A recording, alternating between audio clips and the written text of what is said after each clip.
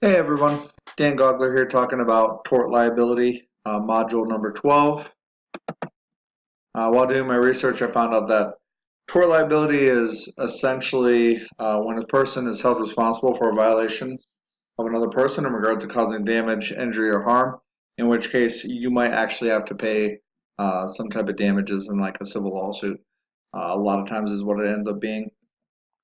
My first case was a case called Alexa Stewart versus Anchorage School District. In this case, essentially what happened was a coach had moved practice for flag football inside and was throwing a football around.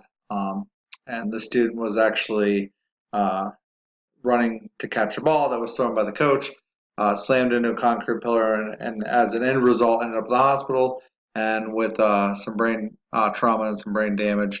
End up basically going to court against the district and also against the actual coach.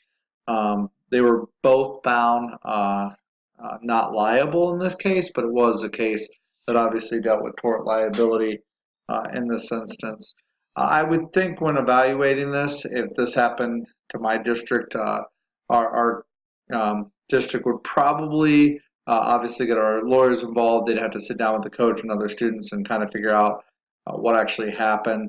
Proactively, I think the coach could have obviously maybe not had practice in the indoor facility, especially if it was unsafe and not fit for the activity. Maybe it was too small. You know, if you got concrete pillars in it, maybe it's not the best setup. Professionally, I think as a coach, you need to make sure that your athletes are practicing in a place that is safe, and if there are unsafe areas around, then that's something that you as a coach I feel like need to take care of. My second case was a case named Barnett versus Caldwell. This was an interesting to me because I've always kind of wondered about this a little bit. In this instance, it was high school students that were involved. Two high school students were in a classroom in which the teacher left the classroom to go use the restroom and told another teacher, hey, listen out for anything. I'm sure quite a few of us have probably had to leave the classroom for a bathroom break at some point. We might have handled it a little bit differently than this lady did, but I'm sure we all left the classroom to use the restroom at some point. A lot of us probably just had it covered by another teacher, but I'm sure many of us did something similar to this. The two students were horsing around while she was gone, and the other teacher was just kind of listening out. The two students fell on the ground. It actually broke the one's collarbone and lacerated a major artery. The student, unfortunately, actually was pronounced dead on the way to the hospital on the trip, which is obviously really traumatic and really sad. And obviously, the lawsuit went against the teacher here. I would think our reactive measures at Norton would be placing the teacher on a paid suspension. They wouldn't be probably in school, but they'd also allow the case to kind of be evaluated and finally ruled before they make any type of consequences or relieving. At least in Ohio, we have unions, so I think that would be a big reason why this would happen. Proactively, I would think a big thing is, as an educator, don't leave the students unattended. If you're leaving, have another teacher, have another aide, have some type of adult that is, liable or responsible enough to be in there with them, just to make sure they're not messing around, not taking that chance. Professionally, obviously, we have a responsibility to monitor the correct behavior of our students. This is what we do. A lot of us do all day. But we probably feel like all we do is correct behavior issues all day. So ethically, if we leave the room, this could get us in trouble. Ultimately, the teacher wasn't found liable in this instance. A lot of it went back to when researching it, the school policy, which allowed them, in cases of emergency bathroom breaks, to be able to leave the restroom and have another teacher just kind of monitor it from a distance. And that's why she was not found liable in this instance. But there's other cases out there that went a little bit differently. My third case is Cormier versus the city of Lynn. This was actually kind of a negligence tort liability case that dealt with bullying, another issue that many of us probably face and many of us deal with. Essentially, what happened here was this was actually sadly enough, elementary kids, second graders, I believe in this case, that were experiencing some bullying. The one student was actually bullying the other student and ended up pushing the other kid down a flight of stairs, which resulted in permanent paralysis. And the parents actually went after the school administrators, the educators, and actually the city itself to try to find them basically negligent of doing anything about the bullying incident. Long case of basically bullying, and they felt like not enough was actually done in this instance, and they actually won in this case. And this is bullying is something we all face every day in school, so I think it's kind of interesting. Ultimately, none of the individual educators were found liable in this case, but the administrators and the school was actually found liable in this case. And unfortunately, I'll tell you what, guys, when looking at these cases, they were just so sad. But it also makes you aware that you gotta watch out for what's going on, because ultimately we're the ones who can be found liable. Reactively, I think if something like this would happen, obviously the school would suspend the student during the investigation, trying to figure it out. It would also obviously investigate possible expulsion, I think, of that student. In our cases, we kind of have a zero tolerance policy right now against violence, and this would be one that they take that action against. I think proactively, our school tries to have we have a lot of bullying intervention programs that we try to put in place that we feel, help with the bullying issues. Also, I think proactively, educators have to be aware of bullying that's going on, and administration has to enforce some of those policies that we put in place on, basically zero tolerance bullying and zero tolerance violence. Ultimately, we are there to help kids feel safe, and professionally, I think we need to make a good job of not ignoring bullying, not turning a blind eye, which I think sometimes happens, unfortunately. And we need to be aware of it and make the administrators aware, so that we can take the right steps and make sure kids are safe in our buildings.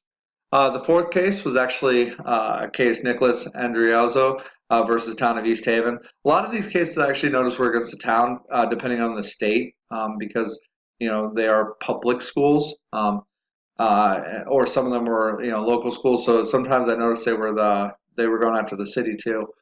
This was another coaching one. This was during track practice. What happened was a runner actually ran into a bench that was placed on the track.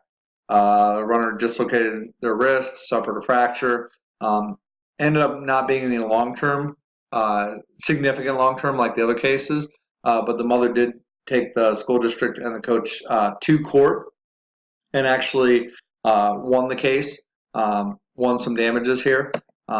Ultimately, a lot of it was because the bench was moved onto the track. I think reactively, once again, I think the athletic director, the administrators of the school would sit down, debrief, and follow up with the coach and other runners just to get the full side of the story, and just to figure out where they want to go. Obviously, with the lawsuit, lawyers would be involved too, since we have school lawyers. Proactively, I think once again, this kind of goes back to the coach trying to ensure the track is safe, clear of obstacles before any type of practice begins. I think it kind of goes back to that football one too, where the coach, you need to make sure you got a safe environment for your athletes. I don't coach anymore because of my kids' ages, but I did coach for a while. And I think if you're looking at a facility or a practice field that is unsafe, professionally, I think you need to do a better job, obviously, of stepping out. I know that's tough for some of our districts that might be underfunded, but there's some basic stuff that we can do just to keep the environment safe. And if we're noticing big things, we have a responsibility to step up for the kids there, I feel.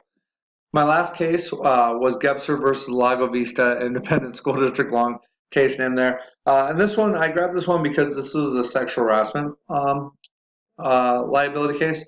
And I think that's something that in today's day and age, unfortunately, we see these in the news a lot. We always see unfortunate teachers, crossing lines, or maybe not crossing lines, but maybe just there were allegations kind of thrown out. As a guy teacher, it always worries you that you're going to be accused of doing something. I get worried about it whenever I mention like dress code. We have to enforce dress code at our school, and I always kind of worry about it. You know, is somebody going to accuse me of, you know, saying something too far, or some type of harassment? This case involved basically a school teacher, and the school teacher was off campus when this happened. The student actually brought the case because it wasn't just one significant, it wasn't just one, statement. It was actually multiple statements. So this was kind of a long time coming. The student brought the case against the teacher and the school district. Actually won against the teacher, not against the school district, mostly because it was off campus. Reactively, our school wants to go and put them on paid suspension. The paid suspension, a lot of that goes along with the union. During the investigation, I'm sure there would probably be, during the trial, they'd kind of wait on that also to see, all the investigation come out, what the court actually decided there. Proactively, once again, I think teachers, we need to be aware of our actions and our comments.